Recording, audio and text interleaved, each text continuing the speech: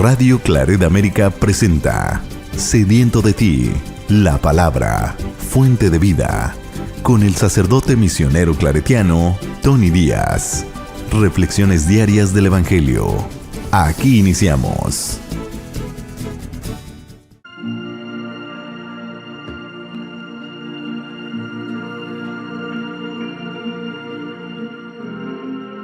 Bienvenidos, hermanos, a nuestras reflexiones bíblicas de las lecturas del día. Hoy es martes de la primera semana de Cuaresma. La primera lectura de hoy viene del profeta Isaías, capítulo 55, versículos 10 y 11. Esto dice el Señor: como bajan del cielo la lluvia y la nieve, y no vuelven allá, sino después de empapar la tierra, de fecundarla y hacerla germinar, a fin de que dé semilla para sembrar y para comer, así será la palabra que sale de mi boca. No volverá a mí sin resultado, sino que hará mi voluntad y cumplirá su misión. Palabra de Dios. El salmo responsorial es el Salmo 33 y el responsorio es: el Señor libra al justo de todas sus angustias. El Señor libra al justo de todas sus angustias. Proclamemos la grandeza del Señor y alabemos todos juntos su poder. Cuando acudí al Señor, me hizo caso y me libró de todos mis temores. Confía en el Señor y saltarás de gusto. Jamás te sentirás decepcionado. Porque el Señor escucha el clamor de los pobres y los libra de todas sus angustias. Los ojos del Señor cuidan al justo, y a su clamor están atentos sus oídos. Contra el malvado, en cambio, está el Señor, para borrar de la tierra su recuerdo. Escucha el Señor al hombre justo, y lo libra de todas sus congojas. El Señor no está lejos de sus fieles, y levanta a las almas abatidas. El Señor libra al justo de todas sus angustias. El Evangelio de hoy viene de Mateos capítulo 6, versículos 7 al 15. En aquel tiempo Jesús dijo a sus discípulos: cuando ustedes hagan oración, no hablen mucho, como los paganos, que se imaginan que a fuerza de mucho hablar serán escuchados. No los imiten, porque el Padre sabe lo que les hace falta antes de que se lo pidan. Ustedes, pues, oren así: Padre nuestro, que estás en el cielo, santificado sea tu nombre. Venga tu reino, hágase tu voluntad en la tierra como en el cielo. Danos hoy nuestro pan de cada día. Perdona nuestras ofensas, como también nosotros perdonamos a los que nos ofenden. No nos dejes caer en tentación, y líbranos del mal. Si ustedes perdonan las faltas a los hombres, también a ustedes los perdonará el Padre Celestial. Pero si ustedes no perdonan a los hombres, tampoco el Padre les perdonará a ustedes sus faltas. Palabra del Señor. Muy bien, damos comienzo a nuestra reflexión de las lecturas de hoy. Continuamos en la temporada cuaresmal. Tanto Dios como la Iglesia nos invita para entrar en este tiempo de poner el dedo, identificar, dar nombre a todo aquello que nos separa tanto de Dios, del prójimo y de uno mismo, para así poderlo ofrecer, para así poder presentarlo a Dios, para que nos ayude a sanar aquello que nos separa, que nos tiene heridos y que nos impide entrar con Dios, por ejemplo, en una intimidad, en una relación de intimidad y confianza, con el prójimo, en una relación de hermandad, de solidaridad, y en la relación con uno mismo para poder amar lo que Dios ya ama, para poder vernos al espejo no con vergüenza, no con humillación, no con desprecio, sino con respeto y honradez, puesto que somos una creación de Dios y también somos templo de Dios. Y el mandato de Jesús de que amemos al prójimo como a uno mismo simplemente no puede ser posible si no hay un amor genuino, un respeto, una cierta dignidad íntegra en nosotros, que después extendamos hacia el prójimo. En esta primera lectura de hoy viene del profeta Isaías, es de la parte final de lo que se le llama comúnmente el segundo libro de Isaías. Tal como lo encontramos en el Antiguo Testamento es un solo libro, pero los comentaristas de este bello libro del profeta Isaías han encontrado por lo menos 3 divisiones, y este versículo 55 es la parte última de lo que se le llama el segundo libro de Isaías, también conocido como el libro de la consolación, porque muchos de los temas que resaltan en esta segunda parte de Isaías tienen que ver con el consuelo de Dios de su pueblo que se encuentra en el exilio en Babilonia. Y aquí Isaías les habla muy tiernamente, con una actitud muy consoladora para que el pueblo de Dios que se encuentra en el exilio no pierda la esperanza, no desespere, para que no se suelte de la mano de Dios. Y aquí en estas palabras de la primera lectura, Dios por medio del profeta Isaías le dice a su pueblo que su palabra, la palabra de Dios como la lluvia del cielo, pues no regresará a él, sino antes dar fruto, producir fruto en su pueblo. Y hay que apreciar la imagen que nos da de la naturaleza aquí, de la lluvia, de la tierra, de los frutos que producen, para poder apreciar el mensaje que Dios le da a su pueblo que se encuentra en el exilio por medio de este profeta Isaías. Dice: esto dice el Señor: como bajan del cielo la lluvia y la nieve, y no vuelven allá, sino después de empapar la tierra, de fecundarla y hacerla germinar, a fin de que dé semilla para sembrar y para comer, así será la palabra que sale de mi boca. Dios le recuerda al pueblo de Israel que su palabra es poder, su palabra es eficaz, su palabra tiene la capacidad de transformar y de crear nueva vida, aun cuando para nosotros a veces se nos hace imposible percibir posibilidades o nueva vida en lo que a nuestros ojos, a nuestra experiencia parece muerto, particularmente la cuestión de la esperanza, cuando realmente hemos desesperado, cuando hemos ya tirado la toalla, decir: no hay Dios, de esta no nos salvamos, ¿no? Aquí el profeta Isaías le recuerda al pueblo de Dios que Dios está atento a su pueblo, aquellos que permanecen fiel a la alianza. Pero estas promesas de Dios no son como palabras mágicas. Lo que se tiene que entender claramente detrás de estas palabras de Dios por medio del profeta Isaías es de que Dios constantemente nos llama a la reconciliación tanto con Él como entre nosotros. Nos llama también a la fidelidad, a la obediencia, y no obediencia simplemente a rajatablas de un Dios que busca oprimirnos.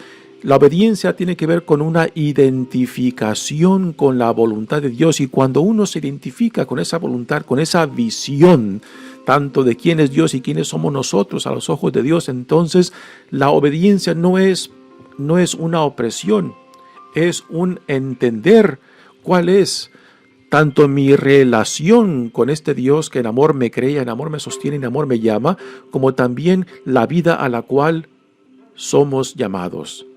Y cuando uno se identifica con esto, pues la obediencia no es algo impuesto, no es una opresión, es una forma de vida. Y esta es la obediencia, esta es la fidelidad a la cual Dios llama a su pueblo, aún estando en el exilio.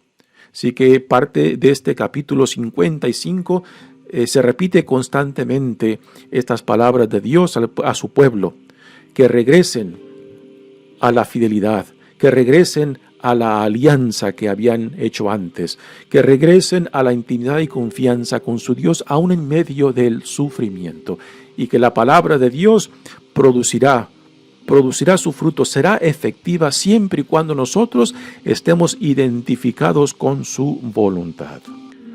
La lectura termina con las palabras: no volverá a mí sin resultado, sino que hará mi voluntad y cumplirá su misión. Así que la palabra de Dios, la gracia de Dios, el Espíritu de Dios, nos dice Isaías, es efectiva siempre y cuando nosotros estemos identificados con la voluntad de Dios, estemos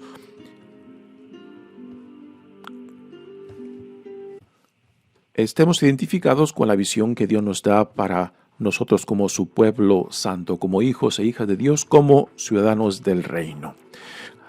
Pero ahora hay otro punto de vista que también se puede aplicar a esta lectura. Sabemos de que lo que voy a decir lo siguiente no encaja tanto con el contexto de esta lectura dentro del libro del profeta Isaías. Pero siguiendo la imagen de la lluvia y de la nieve, yo creo que también se puede aplicar. Aquí el sentido que nos da de la lluvia y de la nieve es muy positivo. La tierra requiere de la lluvia para que la semilla que se siembra germine, crezca y produzca frutos. Y que este es el sentido que Dios, por medio del profeta Isaías, nos da acerca de la eficacia de su palabra, de que producirá frutos. Y esa es la voluntad de Dios para todo cuanto Dios derrama sobre nosotros. Pero siguiendo la imagen de la lluvia y de la nieve, también sabemos de que la lluvia, como la nieve, cuando caen en cantidad excesiva, también pueden producir grandes destrucciones. Y la forma en que también se puede entender esto, aquí está estas palabras, estas profecías de Isaías en una forma positiva de que Dios espera de que su palabra, su gracia produzca frutos. Pero cuando esta gracia, cuando esta palabra de Dios, cuando este Espíritu de Dios es rechazado, entonces esta imagen de la lluvia y de la nieve también tiene un sentido que también debe de ser como una advertencia para nosotros. Cuando damos la espalda, cuando rechazamos aquello que viene de Dios, entonces esta misma palabra de Dios, que en el sentido positivo produce frutos, produce bendiciones para aquellos que la reciben, para aquellos que se identifican, pues esta misma lluvia, esta misma gracia, este mismo Espíritu de Dios también puede producir condenación cuando nosotros nos cerramos a lo que Dios nos llama. Cuando le damos la espalda, cuando rechazamos, cuando le tiramos en cara lo que Dios nos provee. Y le decimos como hijos e hijas berrinchudos, no lo quiero, ¿no? Y entonces esta gracia de Dios, este Espíritu de Dios, pues también pueden ser causa de nuestra desgracia cuando rompemos esta relación con Dios. En el fondo, yo creo que lo que tenemos que entender es que el pecado no es el problema fundamental del ser humano. El pecado no es el problema fundamental nuestro con Dios. El pecado es simplemente un síntoma de algo más fundamental que ha transcurrido en nuestra relación con Dios. El pecado es un síntoma de la desobediencia que ha impactado nuestra relación tanto con Dios, con el prójimo y con uno mismo. El pecado es el síntoma cuando esta relación ha sido dañada, ha sido impactada. Por eso, lo que Dios ha hecho en Jesucristo es no solamente perdonarnos, sino también es reconciliarnos. Y reconciliar es diferente a simplemente perdonar, porque el reconciliar busca reavivar esa relación, sanar esa relación para que se pueda llegar a la intimidad, a la confianza, a la hermandad, a la solidaridad, a un sentido de armonía en la persona misma, de que podamos llegar a aceptarnos, amarnos tal y como Dios nos ama. Pues sin esa experiencia de amarse a uno mismo, no podemos extender este amor al prójimo. Así que la imagen aquí de la lluvia que el profeta Isaías nos las presenta en una forma positiva, también tiene la parte negativa, que cuando nos cerramos a esta gracia de Dios, que cuando le damos la espalda a Dios, pues entonces esta misma gracia de Dios, este Espíritu de Dios, pues también puede ser para nosotros no solamente una acusación del rechazo, de darle la espalda, de la rebeldía, sino también una condenación. De que cuando nosotros nos separamos de esta relación es fundamental que nos define como somos, ¿no? Y yo creo que esto es una experiencia que la mayoría de nosotros tenemos. Cuando caemos en esta ilusión de que somos unas islas, de que no dependemos de nadie, de que uno se ha formado, se ha hecho a sí mismo, ¿no? No reconociendo la realidad de que todos estamos parados en los hombros de previas generaciones y de que otros han sido responsables no solamente para traernos a este mundo, sino también para formarnos, para abrirnos oportunidades, para abrirnos puertas, para llegar a ser la persona que soy hoy en día, ¿no? Y negar esto, pues, es negar de que vivimos y existimos en relación con todo cuanto existe, de que fundamentalmente nuestra vida de fe gira en relación al Dios que en amor nos crea, en amor nos sostiene y en amor nos llama a Él. De que nuestra vida en relación a toda la humanidad está íntimamente conectada, de que estamos parados en los hombros de propias generaciones, de que necesitamos de estas relaciones de hermandad, de solidaridad para poder avanzar no solamente como persona, sino también como familia, como sociedad, como nación. Cuando se rompen estos lazos de hermandad, de compromiso mutuo, de tener interés en el bienestar de otros, pues entonces aquí no hay progreso. Cada quien se concentra, se mete en lo suyo y entonces no es posible ni una sociedad, ni una hermandad, ni una solidaridad. Así que cuando uno se cierra a esta gracia utilizando la imagen de la lluvia, pues también nosotros vamos creando nuestra propia desgracia, vamos creando nuestra propia destrucción, porque fomentamos la división, el antagonismo, la separación tanto con Dios, con el prójimo y con uno mismo, ¿no? Así que esta imagen de la lluvia también tiene el lado negativo que también debe de recordarnos que cuando nos cerramos a esta lluvia que representa la gracia, el Espíritu, el amor de Dios, pues así como la lluvia cuando cae en gran abundancia destruye y crea caos entre nosotros cuando tenemos, por ejemplo, una tormenta, ¿no? O inundaciones, pues igualmente cuando nosotros nos cerramos a la gracia de Dios, pues también tiene grandes consecuencias en nosotros, la capacidad de destruir.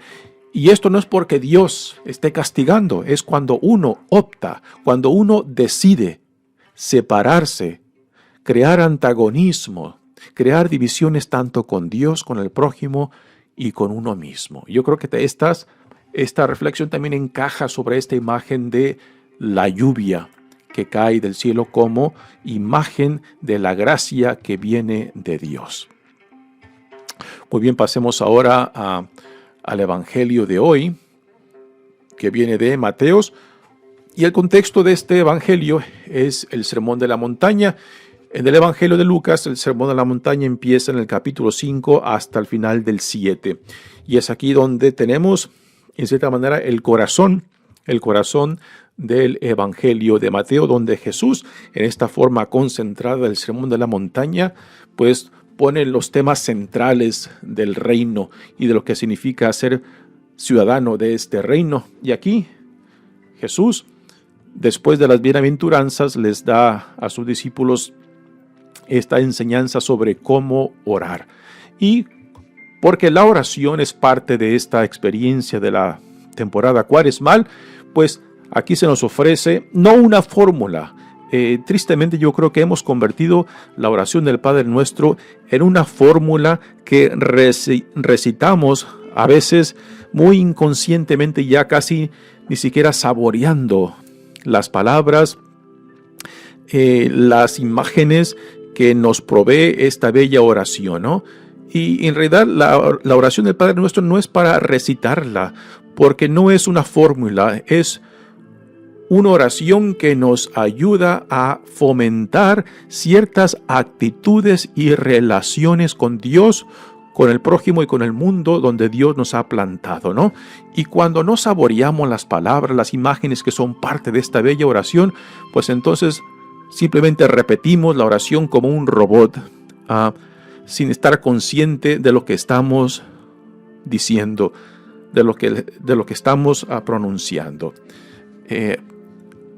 Varios maestros de la vida espiritual, cuando hablan de la oración del Padre Nuestro, nos recomiendan que si al decir estas palabras del Padre Nuestro,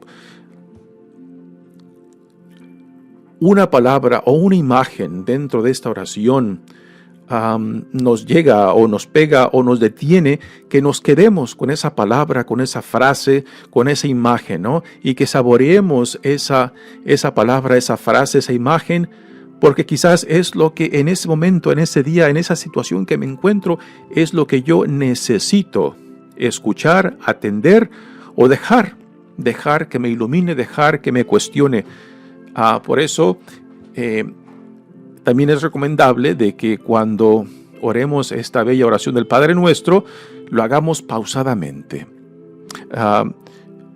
Yo creo que porque esta oración la tenemos tanto en diferentes formas, por ejemplo en la misa, la tenemos también en el rosario, la tenemos también en diferentes devociones que son parte de nuestra fe católica, y nos hemos acostumbrado ya tanto acerca de esta oración que ya casi ni pensamos, ni contemplamos, ni meditamos las palabras que ya automáticamente estamos repitiendo, ¿no?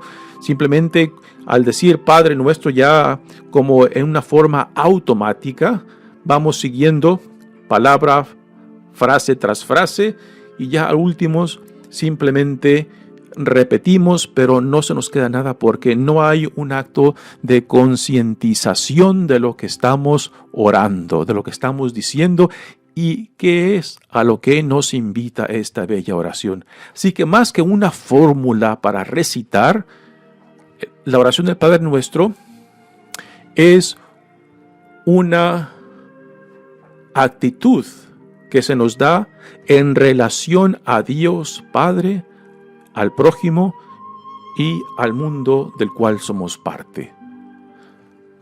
Dice la lectura de hoy. En aquel tiempo Jesús dijo a sus discípulos: cuando ustedes hagan oración, no hablen mucho como los paganos, que se imaginan que a fuerza de mucho hablar serán escuchados. No los imiten, porque el Padre sabe lo que les hace falta antes de que se lo pidan. Bueno, si Dios ya sabe lo que nos hace falta, la pregunta más lógica es, entonces, ¿para qué orar?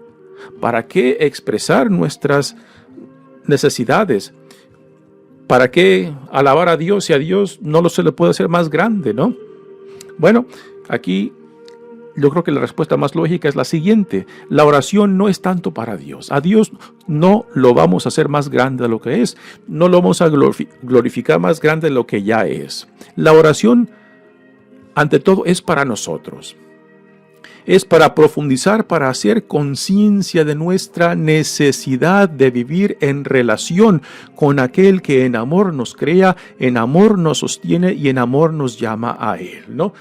Y no simplemente es de pedir, como si Dios fuera una maquinita que le tenemos que complacer cumpliendo ciertas cosas, ciertas devociones, ciertas oraciones, para que después esa maquinita nos provee con lo que necesitamos. Esta es una forma muy mecánica y materialista de Dios, ¿no? De que Dios está ahí para proveer, de que Dios está ahí para solucionar problemas. Esta no es la función principal de Dios. No es simplemente resolver problemas. No es simplemente darnos lo que le pedimos. La función de Dios es la relación. Y interesante que Jesús aquí nos los presenta, tanto en esta oración como en su propia vida, como a Dios nos presenta como Padre, ¿no? Ahora, quizás para algunos esta imagen de Dios como Padre pueda ser muy difícil, ¿no? Si tú has tenido una experiencia con tu Padre natural difícil, pues llamarle a Dios Padre quizás va a ser un reto muy grande hasta que tú no logres sanar esa experiencia de relación difícil con tu Padre. Nuestra primera experiencia con esta palabra Padre la tenemos en la familia. Y repito, si hemos tenido una experiencia difícil con nuestros padres, pues se nos va a dificultar. Pero no es imposible, porque también por esta relación con nuestro Padre Dios podemos dejar que Él sane nuestras heridas para poder llegar a un punto en el cual podamos decirle con toda confianza, con toda intimidad, a Dios Padre, sin que las experiencias del pasado puedan impedirme entrar a esta intimidad. Ahora, si en el principio te cuesta llamarle a Dios Padre, pues también le puedes decir Madre, ¿no? Si es que la imagen de Dios como Madre, porque tienes una imagen o una experiencia más positiva de Dios como Madre, si te puede ayudar, adelante, ¿no? Dios no tiene un género ni masculino ni femenino, ¿no? Nosotros se lo hemos dado, pero Dios es Padre solamente no.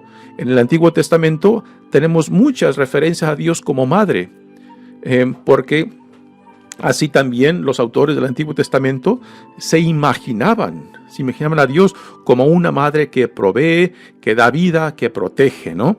Así que siguiendo y reconociendo nuestra situación donde nos encontramos hoy en día, ¿no? Si por el presente te ayuda a referirte a Dios como madre, porque tu experiencia con tu padre natural es difícil, y si tu experiencia con tu madre es más favorable, pues entonces adelante, ¿no? Y Jesús dice, Padre nuestro que estás en el cielo. Ya desde la primera petición, ya Jesús nos planta en una relación con Dios. Dios es Padre, y la experiencia fundamental de Jesús con Dios Padre es de intimidad y confianza, del Padre que lo ama profundamente, del Padre que lo ha enviado, del Padre que comparte de su Espíritu con su Hijo, que comparte de su voluntad, y el Hijo está íntimamente identificado con la voluntad de su Padre. Así que si Dios es Padre, entonces nosotros somos sus hijos e hijas amados. Y lo cual, la implicación de esto es de que los hijos e hijas somos hermanos y hermanas. Si no podemos aceptar esto, pues entonces nos va a costar mucho ver al prójimo como mi hermano, como mi hermana. Ahora, esto no quiere decir de que todo sea bonito y bello. Aún en las familias más sanas también hay conflictos, ¿no? Y a veces los conflictos entre la familia, pues quizás son los más difíciles y duros de sanar, pero no son imposibles. Pero a últimas somos llamados a la hermandad, puesto que tenemos un mismo Padre. Y si todos somos hermanos y hermanas, todos somos también hijos e hijas amados de Dios. Y después vienen las peticiones. Santificado sea tu nombre, venga tu reino, hágase tu voluntad en la tierra como en el cielo. Aquí estamos identificando a Dios como que está por encima de todo, que su voluntad tiene que manifestarse sobre toda realidad y sobre toda voluntad, aún la nuestra, ¿no? Y decir santificado sea tu nombre es glorificar su existencia, y porque vivimos en relación de Él, entonces también nuestras vidas son llamadas para que sean una manifestación de esa gloria de Dios. A Dios no solamente se le glorifica con palabras, se le glorifica con nuestra propia existencia, que es el testimonio que damos de la realidad del Dios entre nosotros. Venga tu reino. Son palabras que nos comprometen, serias. Decir que venga su reino es de que yo deseo identificarme con este reino y con su voluntad. Y que esto sea también lo deseo para el resto de la humanidad, pero tiene que empezar conmigo, de que yo deseo identificarme tanto con la visión del reino como con la voluntad de Dios. Y ahora vienen después las otras peticiones que nos unen a otros hermanos. Dice, danos hoy nuestro pan de cada día. Aquí dice danos, es el plural, la primera persona plural, ¿no? ¿Y quiénes son danos? ¿Quiénes son nosotros de este danos?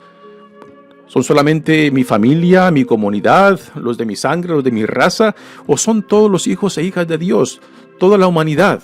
De que así como yo necesito del pan de cada día, también lo necesitan otras personas, particularmente aquellos más vulnerables entre nosotros. Así que al decir danos, me hago responsable no simplemente de mi pan o el pan de mi familia, de mi comunidad, sino también de todos aquellos que también no tienen. Y que esto es parte de cómo somos llamados a compartir y también a crear sistemas de distribución que promuevan la vida, que promuevan la dignidad en otros. Y después viene el perdón. Y es un perdón condicionado, cuando dice, perdona nuestras ofensas como también nosotros perdonamos a los que nos ofenden. Si no nos atrevemos a perdonar a otros, ¿por qué vamos a acercarnos a Dios y pedirle que nos perdone si no queremos y no deseamos extender ese mismo perdón que yo mismo le estoy pidiendo a Dios que me dé? Así que es una petición que nos forza a hacer con otros lo que uno mismo desea que Dios haga con nosotros. Hay mucho que todavía podemos sacar de esta bella oración del Padre Nuestro. Repito, si podemos orarla pausadamente y quizás quedarnos con una palabra, con una frase, con una imagen que nos deje, que se quede y que nos dé la oportunidad simplemente de contemplar esa palabra, esa frase, esa imagen, pues quédate con esa palabra para que esta oración vaya compenetrando hasta lo más profundo de nosotros, hasta el tuétano de nuestros huesos, para que sí pueda hacerse realidad esa identificación con Dios Padre como Jesús mismo la vivió. Mi nombre es Padre Tony Díaz, misionero claretiano. Que Dios los bendiga. Radio Claret América presentó Sediento de ti, la palabra. Fuente de vida. Sus comentarios son importantes. Contáctenos en radioclaretamerica@gmail.com.